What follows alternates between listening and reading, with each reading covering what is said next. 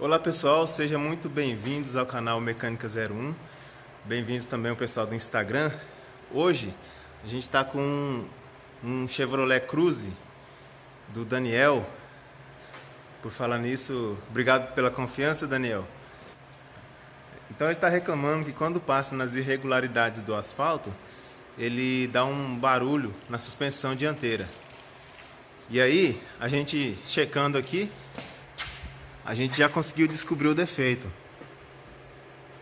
Ó, aqui a gente tem a bieleta do carro, que tem esses olhares. E aqui a gente percebe que esse olhar tá com um pouquinho de folga aqui. Um pouquinho já é o suficiente para fazer bastante barulho. Aqui tá outra bieleta também, bastante folgadas. E esses barulhos de bieleta incomoda bastante.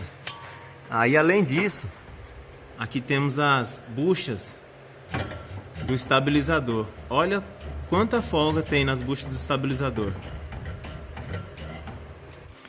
Aqui a gente já tirou as buchas. Aqui as buchas do estabilizador bem danificada. Tá aqui as duas novas. A bieleta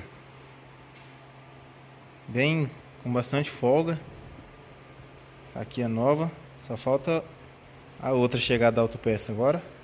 A gente vai montando enquanto isso. Bom, aqui tem um coxinho quebrado também, o coxinho traseiro do câmbio. Já passei pro cliente. E agora é só aguardar o coxinho novo chegar pra gente instalar no lugar. Bom pessoal, a gente tirou aqui o coxinho traseiro do câmbio. Olha o quanto que tá estourado, ó. Olha só. Tá bem estourado. Deu um trabalho até considerável para tirar ele. Teve que tirar o suporte. Teve que soltar a caixa de direção. Mas é isso aí, a gente volta daqui a pouco. Zerado. Agora vamos estar instalando lá no lugar. Bom pessoal, o Cruze está quase pronto, só falta o peito de aço e abaixar. Coxinho novo no lugar. Bucha do estabilizador novinhas. E bieleta. Agora colocar o peito de aço, abaixar, testar o carro e entregar para o Daniel. Então, ficando por aqui. Visite o nosso canal no YouTube